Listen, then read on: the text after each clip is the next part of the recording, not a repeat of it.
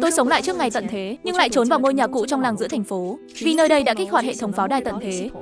Chỗ này có vô vàn lương thực và hàng rào bảo vệ vững chắc. Kiếp trước, tôi bị người thân phản bội.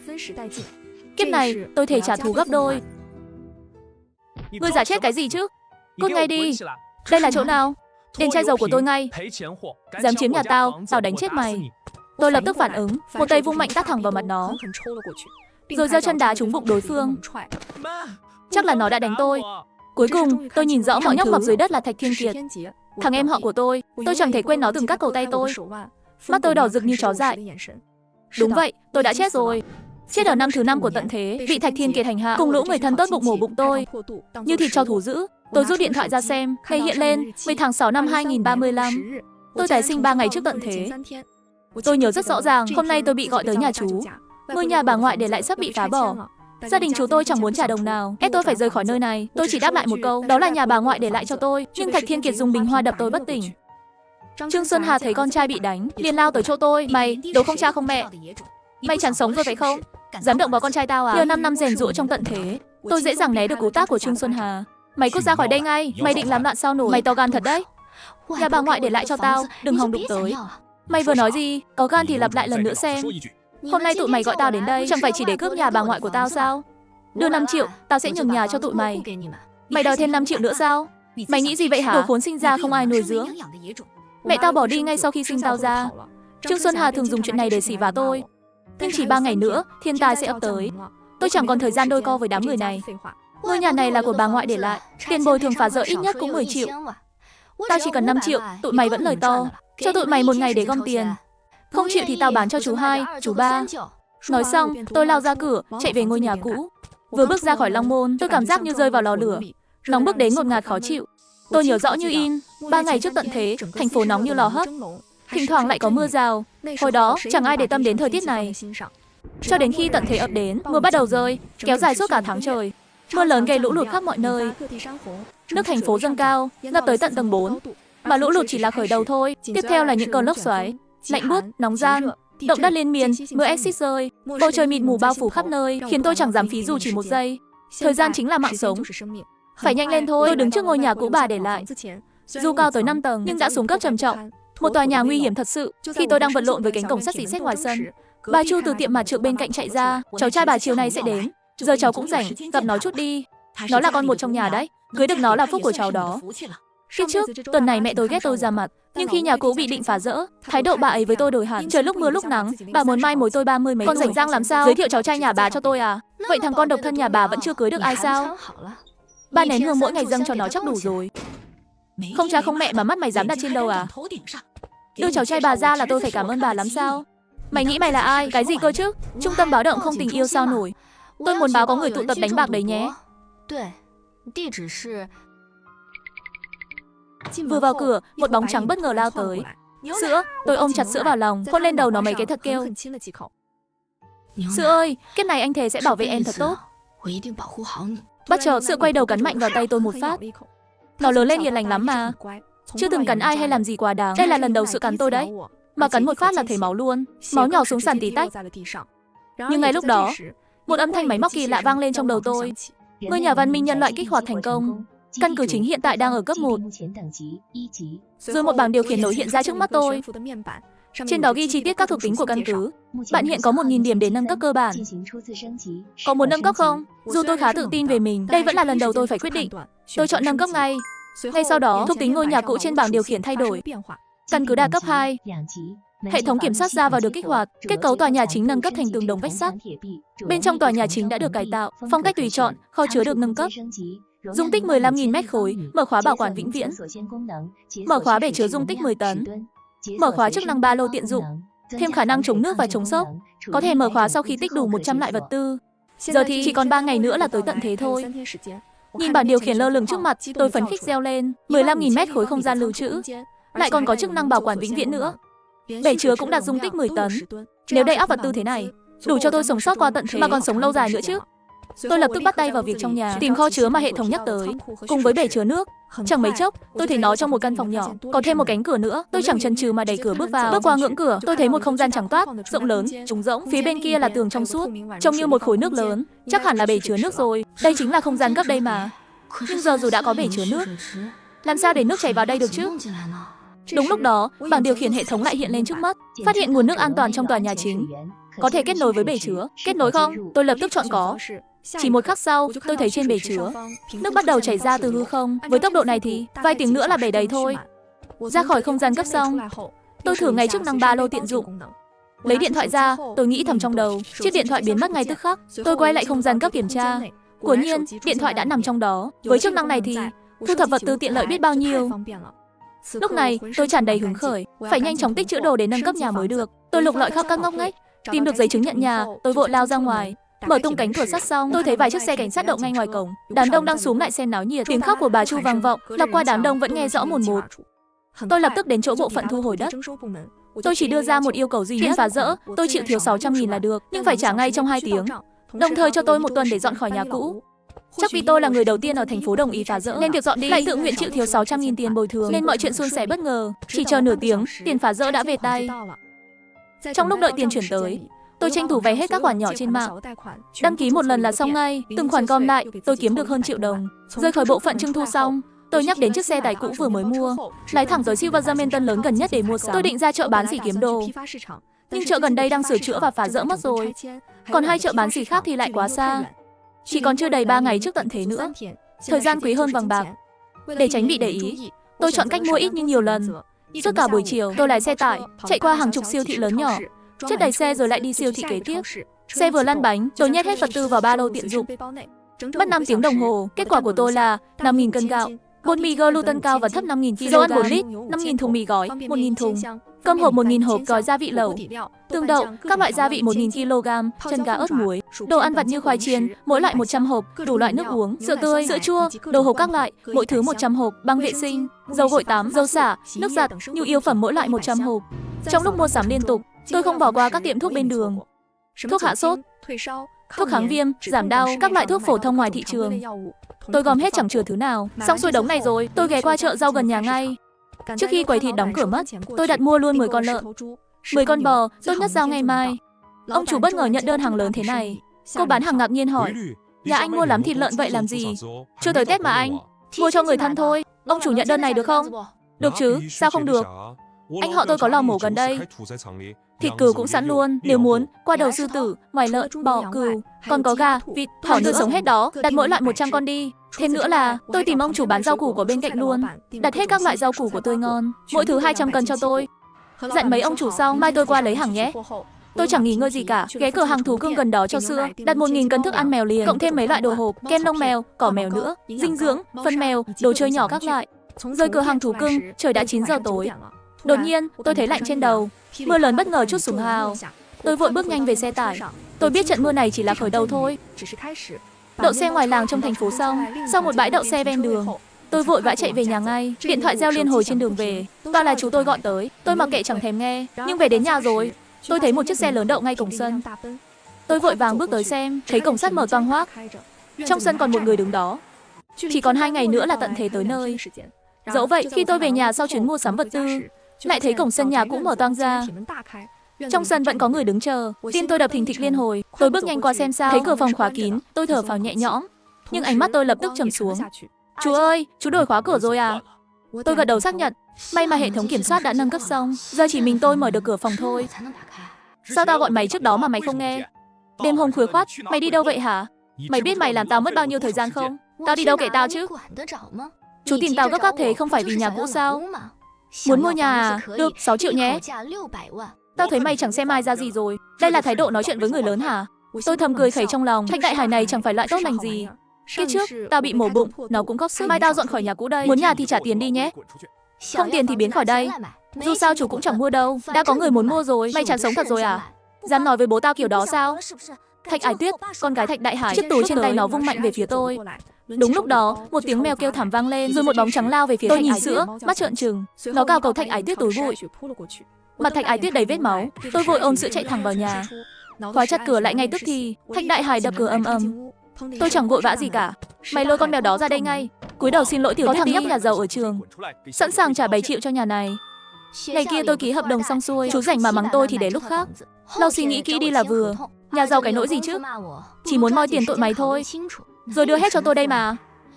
Thạch Đại Hải thấy cửa chẳng mở được, lại thêm con gái bị cào rách mà nó chẳng còn tâm trí mà đôi có nữa. Dắt con gái đi bệnh viện ngay. Thạch Đại Hải đi rồi. Chú ba Thạch Thành Tài nhắn tin cho tôi. Đại khái là bảo tôi lấy 100.000 đồng rồi nhượng quyền sở hữu nhà trước. Đọc tin nhắn xong, tôi buồn nôn muốn chết. Chú tôi trả tới 5 triệu. Chú tôi khác trả 6 triệu cơ mà. Chú ba, ít ra cũng 4 triệu một ngày để nghĩ. Hết giờ là thôi. Nhắn lại xong, tôi thầm nhủ trong lòng. Hộp mèo mua trước đó hiện ra trong tay. Cho sữa ăn xong, tôi vào không gian gấp, nhìn đống vật tư chất đầy trong đó. Tôi thấy an tâm lạ thường. Nhưng số hàng tích hôm nay so với cả không gian thì ít ỏi quá. Rời kho chứa xong, tôi lấy điện thoại ra đặt hàng tiếp, đặt 10 phần kem lúa mạch thùng lớn. Kem nhà em nữa, chia ra 10 mỗi phần thêm thật nhiều thịt nướng, tôm hùm và đủ món ăn ngon, tổng cộng 100 phần là ít nhất. Hương vị ướp thì không thể thiếu được. Cổ vịt, ruột vịt nữa, rau ướp đủ loại, 100 phần luôn. Quán trà sữa kia chưa đóng, đặt tiếp. Mọi thứ trong quán có sẵn, đặt hết mỗi loại 20 phần đi. Trong lúc đợi giao hàng tới, tôi tìm tấm pin mặt trời trên mạng và cả chỗ mua máy phát điện nữa. May quá, vận tôi vẫn hên. Gần ngoài ông thành phố có đại lý nhỏ. Liên lạc xong, mai tôi qua lấy hàng. Và dĩ nhiên, vũ khí là quan trọng nhất. Kiếp trước, tôi gặp một tay cải tạo đỉnh cao, súng bắn đinh của hắn cải tiến sát thương kinh hồn. Vì tôi từng cứu mạng hắn, nên hắn dạy tôi cách cải tạo. Chẳng khó khăn gì lắm. Tôi đặt mua chục ngàn viên bi thép Anglai. Mai hàng sẽ tới tay thôi. Ngoài ra còn có gậy bóng chày, gậy điện nữa, gậy chống sói. Tôi mua thêm vài cái, phòng khi cần dùng tới. Tôi còn định ghé tiệm phần cứng nữa. Mấy thứ cải tạo phải mua thêm vào mai. Nhưng tiếng gõ cửa cắt ngang dòng suy nghĩ. Hóa ra đồ tôi đặt giao tới rồi. 2 tiếng tiếp theo, tôi nhận hàng liên tục không ngừng, nhận đến mỏi cả tay luôn. Có lúc 4, 5 người giao hàng tới cùng lúc. Tay xách túi lớn túi bé đầy ắp, nhìn tôi với ánh mắt kỳ lạ. Tối nay nhà tôi mở tiệc lớn, khách đông lắm đấy. Tiệc trong nhà nguy hiểm thế không sợ sập à? Chỗ này giống nhà ma hơn là chỗ tiệc tùng. Tôi nhìn vào nhà cũ, mưa lất phất rơi. Đột nhiên nhớ ra hệ thống từng nhắc nhở. Bên trong nhà chính có thể tùy chỉnh phong cách. Tôi kéo bảng điều khiển lên xem ngay, thấy hàng loạt lựa chọn hiện ra. Tôi đắn đo một lúc, cuối cùng chọn kiểu đơn giản nhất. Rồi toàn bộ nội thất trong nhà đổi khác hoàn toàn trong tích tắc. Tôi chạy ra ngoài ngó xem sao, thấy bên ngoài vẫn y như cũ, vẫn là nhà nguy hiểm. Tôi thở phào, quay vào trong nhà để hết đồ ăn giao vào kho. Tôi định nghỉ chút, âm báo hệ thống lại vang lên lần nữa. Đã gom đủ hơn 100 loại vật tư, mở khóa chức năng chống nước, chống sốc. Phát hiện nhà đã đầy vật tư, đủ điều kiện nâng cấp. Có nâng cấp không? Tôi chọn nâng cấp ngay lập tức. Rồi thuộc tính trên bảng điều khiển thay đổi hẳn. Độ bền của nhà chính, kho chứa không gian, dung tích bể chứa, chống nước, chống sốc được cải thiện rõ rệt. Đồng thời mở thêm vài tính năng mới. Điều khiến tôi bất ngờ nhất là hệ thống dịch chuyển và cấp điện từ xa. Dịch chuyển xa phủ được 500 km luôn. Nói cách khác, tôi ở đâu trong vòng 500 km, nếu gặp nguy hiểm, có thể về nhà an toàn ngay tức khắc. Điểm trừ duy nhất là chức năng này cần 48 giờ để hồi lại. Chưa kể đến hệ thống cấp điện. Dù mất điện, tôi cũng chẳng sợ nữa rồi. Lúc này tôi mới để ý, bảng điều khiển có biểu tượng ngôi nhà ở góc trên bên phải. Tôi thử nhấn vào tên mình xem sao, bảng thuộc tính cá nhân hiện ra rõ ràng. Nhìn thuộc tính của mình, tôi tức muốn chết. Đúng lúc này, tiếng kêu của sữa cắt ngang suy nghĩ tôi. Phải rồi, tôi sẽ thêm sữa vào hệ thống nhà. Tôi thầm nghĩ trong đầu. Bảng thuộc tính của sữa hiện lên, nhìn mà tức, người thua cả mèo. Số thành viên trong nhà tăng thêm 1. Chúc mừng chủ nhà nhận quà từ thần thú, nhanh nhẹn cộng 4, tốc độ cộng 4. May mắn cộng 2, dữ liệu bắt đầu cập nhật. Tôi bỗng thấy cơ thể mình lạ lùng sau đó, như có luồng sức mạnh kỳ diệu trỗi dậy. Tôi lao ra đường, chạy nước rút 100 mét. Nhìn bức tường sân cao gần 2 mét, tôi nhảy một phát, vượt qua luôn. Chạy vào nhà, tôi nhảy một điệu về. Sau nâng cấp, tôi thấy sức mạnh tràn đầy cơ thể. Đứng trước gương soi, tôi nhìn mình từ bên ngoài, chẳng có gì thay đổi cả. Nhưng rồi tôi nhận ra mình tệ quá chừng. Lúc này tôi mới biết trời đã sáng sớm. Ngày nào cũng lo lắng, thức khuya liên miên. Da đẹp được mới là chuyện lạ. Tranh thủ đắp mặt nạ dưỡng da, tôi liên lạc với chỗ bán pin mặt trời và ông chủ máy phát điện, gọi điện ngay lập tức, nói rõ là tôi muốn lấy hàng ngay bây giờ. Ông chủ thấy tôi là khách sộp, đồng ý giao hàng dù đã nửa đêm, yêu cầu gấp gáp mà vẫn chiều tôi. Trước khi rời đi, tôi nghĩ tới chỉ số may mắn của sữa cao tận 10, quyết định mang sữa theo cho chắc. 1 tiếng rưỡi sau đó, tôi tới kho nhỏ ở ngoại ông. Chỉ có ông chủ ở đó một mình, hàng hóa chất đầy kho, xe tải của anh sợ không chở hết nổi đâu. Nhà bạn tôi gần đây thôi, chạy thêm 2 chuyến là xong. Tôi chuyển đồ trước, ông theo sau. Đang nói thì điện thoại ông chủ reo lên. Nghe xong, mặt ông đổi sắc ngay tức thì. Bố tôi, ông cãi nhau với ai vậy? Bà Trương nhà bên cạnh. Đừng để mẹ tôi cầm dao xông vào đấy. Tôi phải về ngay đây. Ông chủ vội vã rời đi, nhét chìa khóa kho vào tay tôi luôn. Hàng đều trong kho hết đó. Anh tự chuyển đi nhé. Tôi tặng thêm máy phát điện, chục tấm pin. Chuyển xong khóa cửa dùng tôi. Chuyện này chót lọt ngoài sức tưởng tượng. Đúng là nhờ may mắn của sự thật. Xác nhận kho không có camera xong. Tôi nhét máy phát và pin mặt trời vào ba lô tiện dụng ngay lập tức. Giờ chỉ cần mở khóa hệ thống thiếu mỗi 10 tấn dầu đi sân thôi. Bầu trời như bị thủng lỗ lớn. Mưa lớn trút xuống ào ạt. Sấm chớp đùng đùng như xé tan. Tôi lái xe trên con đường nhỏ hẹp. Sữa bỗng nhiên phấn khích lạ thường. Tôi vô thức dừng xe lại ngay. Em sao thế? Có chuyện gì à? Nó chẳng thèm để ý tôi, cứ sủa liên hồi ra ngoài xe. Tôi nhìn ra ngoài xem sao. Thấy một công trường xây dựng bỏ hoang. Chủ đầu tư đã cao chạy xa bay, nên dự án bị đình trệ từ lâu. Mắt tôi sáng rực lên ngay tức thì. Nâng cấp nhà sau này cần nhiều thứ lắm. Qua tận thế rồi, kiếm vật tư ngoài kia chẳng dễ như bây giờ đâu mà. Tôi đội nón chuẩn bị sẵn sàng. Đạp xe đạp chẳng tiện, đổi sang xe máy, đeo khẩu trang kín, mặc áo mưa đen lẻn vào trong đó. Dưới mái che mưa, thép chất cao như núi. Cách đó không xa là các sông. Tôi nhét hết vào ba lô ngay. Trong tòa nhà chưa xây xong, con cả đống 11 măng đóng bao và gạch đá chất cao ngút. Thêm nữa là một xe tải lớn đậu ngay công trường. Tôi cũng gom luôn vào ba lô. Thu hoạch đã đời trong một hơi. Đến khi đầu óc căng phòng mới thôi. Lần này kho tôi đầy nửa rồi. Quay lại xe, tôi thở phào nhẹ nhõm. Ngó đồng hồ xem giờ, 5 giờ sáng mất rồi. Quầy thịt thì sao nhỉ? Hẹn giao hàng. Tôi lái xe thẳng tới lò mổ ngay. Tới gần lò mổ xong, đường vắng không có camera. Tôi đổi sang xe tại công trường, chạy thẳng tới nhận hàng luôn. Rồi lò mổ xong xuôi, tôi ghé qua chợ hoa gần đó, mua một mớ hạt giống, máy móc trồng trong đất không gian gấp, rồi chạy qua chợ phần cứng ngay. Gom súng bắn đinh, đồ cải tạo, bận túi bụi chẳng nghỉ phút nào. 2 tiếng nữa trôi qua, để hết đồ vào ba lô xong, tôi lái xe tải tới chỗ không camera. Đoạn đường chỉ dành cho người đi bộ. Đổi lại xe tải, lái về thành phố. Tôi quay lại chợ lần nữa, lấy rau củ đặt hôm qua xong xuôi. Trong lúc này đây, điện thoại tôi reo liên tục. Là Thạch Đại Hải gọi tới. Tôi bật giám sát từ xa lên xem. Qua bảng điều khiển thấy rõ, xe Thạch Đại Hải đậu trước nhà. Mấy ngày nay tôi mua lắm vật tư, tiền trong tay cũng gần cạn rồi. Nếu chú muốn nhà tôi thế thì đừng trách tôi chơi không đẹp. Tôi lái xe tới một quán cà phê. 10 phút nữa gặp ở đây nhé. Nhà tôi nhượng cho chú được, nhưng ký hợp đồng, chuyển tiền ngay. Chú có 5 phút để nghĩ cho kỹ. Thạch Đại Hải dù tức điên lên, nhưng ham 10 triệu tiền phá rỡ. Nó cầm hợp đồng đọc lướt qua. Chuyển nhượng sau 7 ngày là sao đây? Sợ tao cầm tiền trốn mất à? Không sao, chú không ký thì thôi, có người mua rồi. Thạch Đại Hải chẳng sợ tôi chạy trốn. Nó lăn lộn thương trường bao năm, trên đường cũng có tay trong. Tao ký hợp đồng này đây, tiền tao chuyển trước cho mày, nhưng mấy ngày này mày đừng chạy lung tung, ở yên trong nhà cũ cho tao. Nửa tiếng sau đó, điện thoại báo có tiền vào tài khoản. Tôi ký hợp đồng xong, trả tiền cà phê. Nói xong là tôi chuồn thẳng luôn. Làm vậy để chú tôi kẹt ở quán, và tôi cũng luôn 4 triệu của nó. May mà chú ba, chú hai ghét nhau, chứ không tôi làm sao moi được chú hai. Chú ba thì 10 triệu chắc khó. Rời quán cà phê xong, sấm sét nổ vang trên bầu trời, mưa lớn đổ xuống ào ào. Tôi biết từ giờ trở đi, mưa sẽ không ngừng nghỉ đâu. Tôi chạy ngay tới cửa hàng đồ ngoài trời, mua một đống quần áo chống lạnh, đồ lặn các loại, thiết bị ngoài trời như bình oxy nữa. Rồi lái xe sang thành phố Anh bên cạnh. 2 tiếng sau đó, tôi tới tiệm thuyền sạc liên lạc từ trước. Tiệm này nằm ngay bờ sông luôn. Nước sông giờ ngập tới đây rồi. Ông chủ còn đúng 3 chiếc. Du thuyền nhỏ cho 10 người. Tôi bảo với ông chủ ngay, tôi mua thuyền cũ giá gốc được không? Nên ông chủ hào phóng, tặng luôn nhiên liệu, dầu dự trữ. Đưa tiền xong, ông chủ giao chìa khóa. Tôi về tới nhà, ông còn dặn thêm bảo tôi nhanh lên, cho người lái thuyền đi kẻo trễ. Nước dâng nhanh lắm rồi, mưa lớn thế này không đùa được. Khu sông giờ vắng tanh chẳng còn ai. Xác nhận không có camera xong, tôi nhét du thuyền nhỏ, thuyền sạc hết vào ba lô luôn một lượt, rồi chạy vội sang chỗ tiếp theo.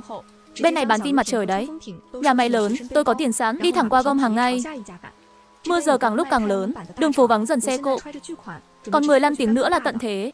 10 triệu còn lại trong tay, gần hết đổ vào pin mặt trời, máy phát điện. Đợt này tôi vét sạch kho nhà máy, gom hết hàng tồn của họ luôn. Tôi yêu cầu khi chuyển hàng, người trong kho phải rút hết. Nhà máy thấy lạ nhưng cũng mọi người đi hết rồi. Tôi kiểm tra camera trong kho tắt sạch, bật chế độ thu hoạch toàn lực. Xong xuôi hết mọi thứ, tôi thấy nước tràn vào kho rồi. Trời tối mịt từ bao giờ không hay. Đùng một cái, tiếng nổ vang lên. Kho chìm trong bóng tối hoàn toàn. Tôi biết thành phố Anh mất điện rồi. Cơ hội của tôi đến đây mà. Kiếp trước, thành phố Anh là nơi trong nước lũ trước nhất. Ở đây, tôi vét hàng miễn phí được. Tôi lái thuyền sạc ra ngay, chạy thẳng tới trạm xăng bị bỏ hoang. Hút sạch xăng, rồi đi sân. Vét hết không chừa thứ gì. Hút xong 6 trạm xăng gần đó, đầu tôi nhức nhối kinh khủng. Giờ đã 8 giờ sáng rồi, nhưng trời vẫn mịt mù như đêm đen chẳng thấy ánh sáng. Còn 3 tiếng nữa thôi, lũ lớn, sạt lở đất sẽ xảy ra khắp toàn cầu. Sóng thần ở các thành phố ven biển Vô số người sẽ chết thảm, mà giờ tôi đang ở thành phố Anh. Tỉnh AC sẽ chỉ đầu tiên thiên tai toàn cầu chính thức bắt đầu. Tôi chẳng do dự, chọn dịch chuyển từ xa. Chỉ một khắc sau đó, tôi về tới ngôi nhà sạch sẽ ấm áp, tắm rửa xong xuôi. Tôi chọn nâng cấp nhà trên bảng điều khiển, rồi lăn ra ngủ luôn một mạch. Tận thế sắp tới nơi rồi. 洗了个澡之后，我在系统面板选择宅基地升级后倒头就睡。接下来就要迎接末日降临了。